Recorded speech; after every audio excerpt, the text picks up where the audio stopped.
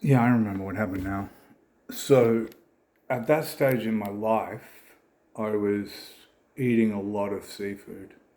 Um, I would eat blue eye or flathead, shellfish, whatever I could get at the time. And Tasmania is sort of known for its seafood. Tasmania is also known for like shipping opium worldwide. Like we produce a lot of the world's, like about 90% of the world's legal opium that they use for medications and stuff. But what a lot of people don't know is that Tasmania also has the strongest hallucinogenic mushrooms in the world. And more recently, with the push from people looking for it as a treatment modality um, to treat PTSD and other things, but also just for creativity.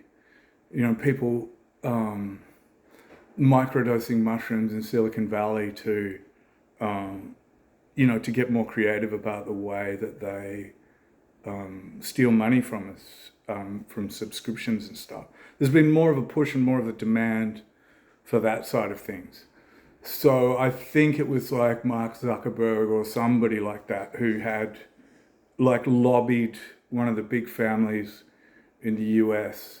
It was like the Rockefellers or the Bush family or something like that to get more like Tasmanian psilocybin, on the market internationally. And so what they did was they started this exploratory venture, I suppose, down here, where they got a whole bunch of mushrooms, about 10 tons of dried mushrooms, and they were shipping them across Bass Strait.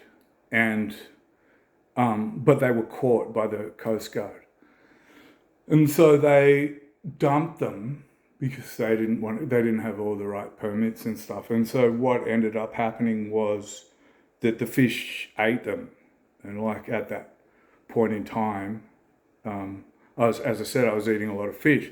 So what, long story short, I was sitting down on the floor and like there was a bunch of cables in front of me and they started like just coalescing into the body of like a seductive naked woman that was sort of crawling towards me on the floor.